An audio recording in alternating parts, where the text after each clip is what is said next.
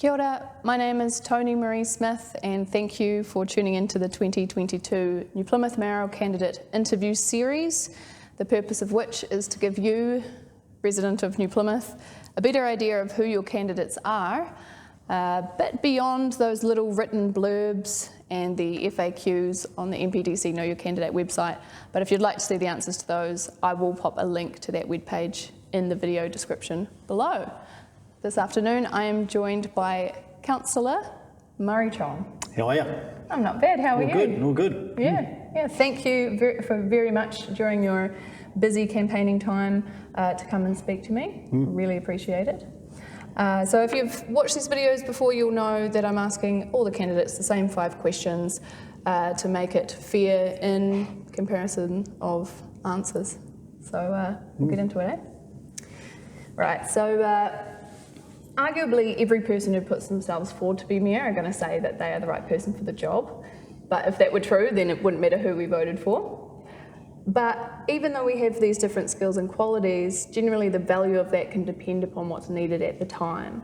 So what do you think sets you apart from other mayoral candidates in light of what NPDC and the community are facing at the moment? Yeah, one of the main reasons I'm 9 years elected councillor, so of the mayoral candidates, I'm the... Is that yours? Yes, I better Why turn don't that you turn down. it on silent, please? I will turn it on silent. Yep. It's all right, it's fine. There you go. Should we start the ball rolling No, again? we're not cutting that out. We're keeping that. No. If you're all right to carry on your train of thought. So I'm elected 9 years, and the good thing is 3 terms. There's a lot of water that's gone under the bridge in 9 years, and a lot of the time, some of the new candidates don't understand what's happened over the 2nd, 3rd, or 4th term previous. So I've been, that's a good thing. I'm also a tradesman, so I've gone through being a trade, and then I was a solo dad, and I was actually on the DPB for 3 years. In between, I studied up as a mortgage broker, and I've owned my own company for 23 years. So 23 years self-employed, but I'm also in the finance industry, so the corporate industry. I don't consider myself a corporate thinker. I bring my skills as trade qualified, lateral thinking, pragmatism into my business, and it's a point of difference which I think really makes a huge difference when you're talking to people, thinking about problems. So that's basically, it's a point of difference between myself and many other candidates. And you've got a bit of a point of difference here in the way that you've been campaigning for yourself. So just showed me this before. So this is what you've been giving to people. Yeah, a lot of people have the flyers, and I would say that's a flyer, standard flyer that everyone gets. But I've got another 8 pages of graphs, comparisons, which I think it's a more practical way to figure out. And what are these graphs? So it's the questions that have been asked and the yes, no. So it's the 4 major concerns and how people have voted. And a lot of people are very strongly on 1 or 2, and they want to know in 1 page which councillor voted which way. Okay. It's a really simpler way.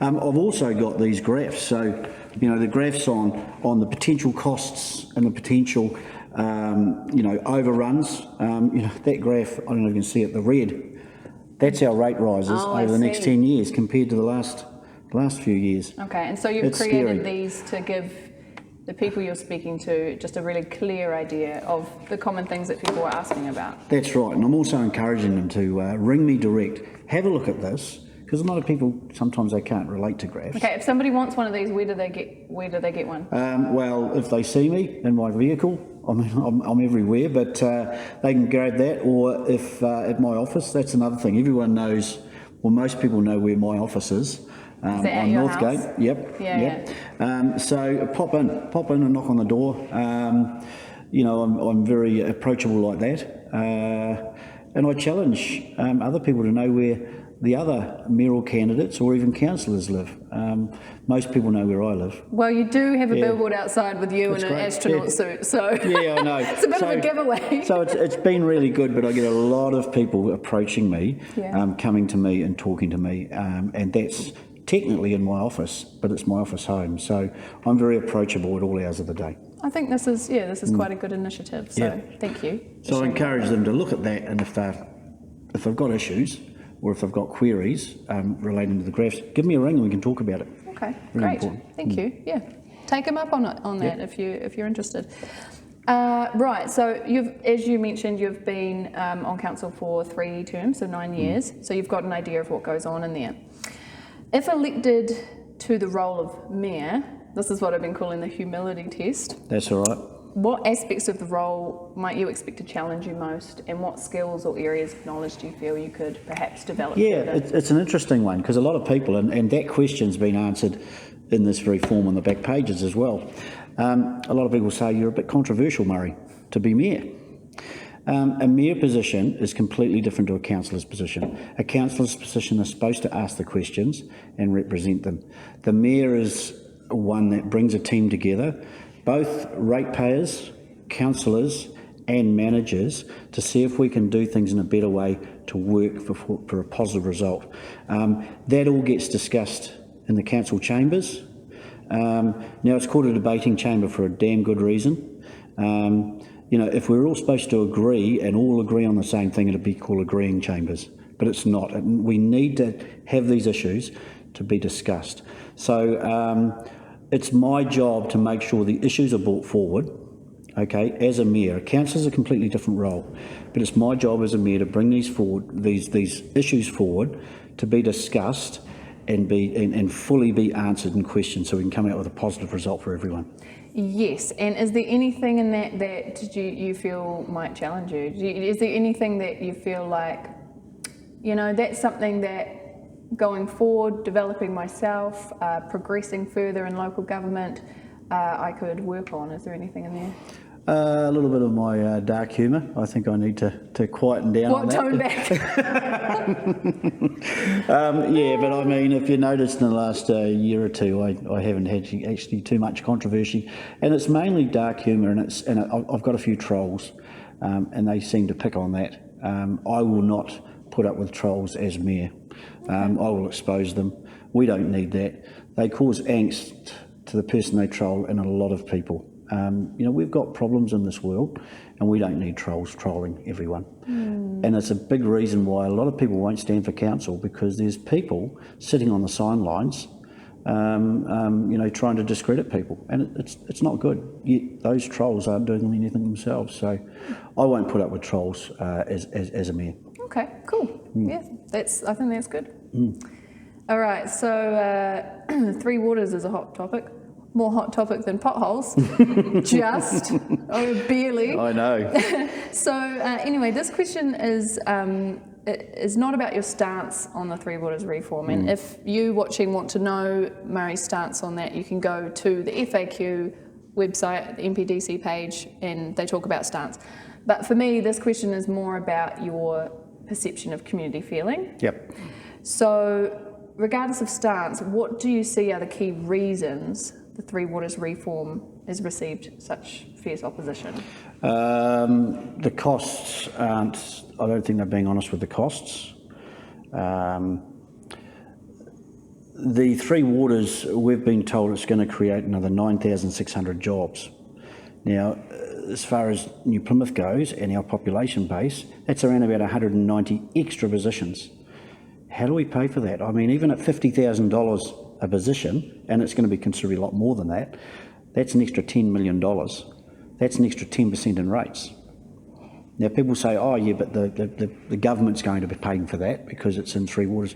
No, the ratepayers are. It's going to be a separate bill in your rates, just like the TRC bill. It's within your rates. So your rates are going to skyrocket. And once again, I've got graphs of rates increases in my flyer. So that's one of the main things. I don't agree that we should.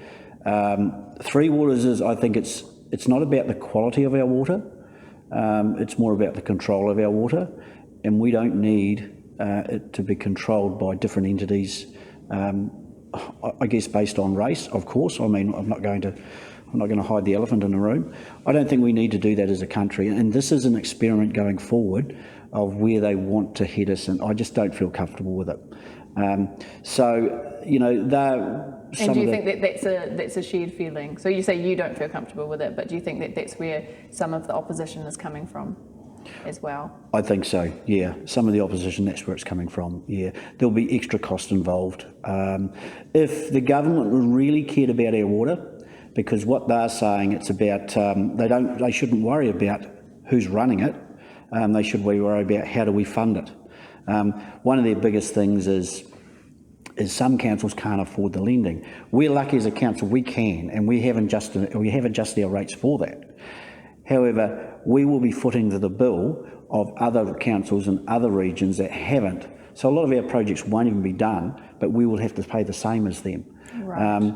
Now, I think those councils that can't afford it, they should be able to apply, okay, to the government for funding through the government's coffers, because the ratepayers are going to be paying for it either way. But we shouldn't have to be hooked up into paying for everyone's rates that aren't even our region. Regional taxes should stay within the region for our infrastructure. Yep. Okay. I think that's probably a fair point. Okay, so the next question, for some reason I do this sometimes when I ask it. So the issue of misinformation and disinformation has become, and its potential impact on the community has become quite a highly debated topic. Yep. Because we spend a lot of our time online, we've got very media-saturated lives. But in regard to democratic process, societal progress, what are your views on freedom of speech and conversely, some people's desire to censor certain ideas? No, I think now people get freedom of speech mixed up. There's nothing wrong with saying what needs to be said. There's totally something wrong if you don't agree with it, you don't threaten to kill someone, you don't threaten to injure someone. That's hate speech, okay? That's violent speech. Totally against that. And a lot of people think they've got the right to talk like that, to discredit people. No. Freedom of speech, you've got a right to say what you need to say. You haven't got a right to discredit people and threaten them. Okay. And so censorship, not progressive? I think sometimes we have too much censorship in certain things, and it muddies the waters of our history and what we've learned from history. So I think if we don't say things because they're too controversial, generations forget that we've gone through that, if you get what I mean. So we're there to repeat the same mistakes, and I personally think we need to remember, and it might be hard to stomach some of the things that have said, but if we don't remember that that's in our mind and we censor them for other generations not to listen to them, that's where we can go wrong and can make the same mistakes twice. Okay, cool, fair enough. Okay, very deep, very deep. We're going to flip it around to something a bit more fun. And just to end on a light note.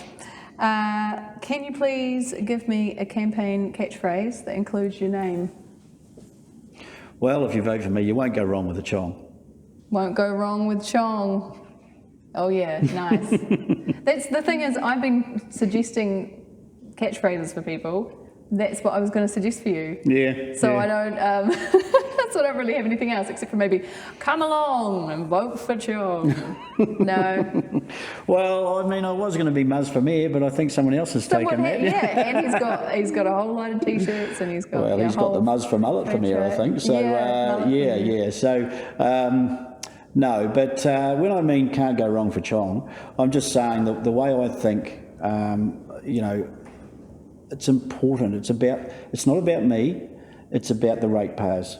It's not about the ratepayers for today as well. It's more importantly, as far as continuing rate rises and the compounding effect, it's the rates that my children and their grandchildren will pay for it. It's scary if we carry on going down where we are. So Chong still stands for change? Yeah, but I mean, what do you mean by change? Well, a change to the proposal that we've got ahead of us, perhaps? I just like Chong for change. It's a good slogan. We need to change where our rate rises are heading. Our byline this term is sustainable, and I think that's more sustainable for economic. For the environment. But not necessarily economic. But at the end of the day, economically, we're totally unsustainable, and every time I say sustainable district council, we're actually economically we're very unsustainable, and we really need to, for the sake of our children and grandchildren, really start sort of putting the brakes on that. Okay, cool, thank you. Well, you heard it here, can't go wrong with Chong. Thank you very much for your time today, Murray, I appreciate it. Thank you for watching and for taking interest. Don't forget to vote, otherwise there's no point in watching this video. Thank you very much. Ka kite. No, that's cool. Thank you, Murray. It's all good. Thank you, that's great.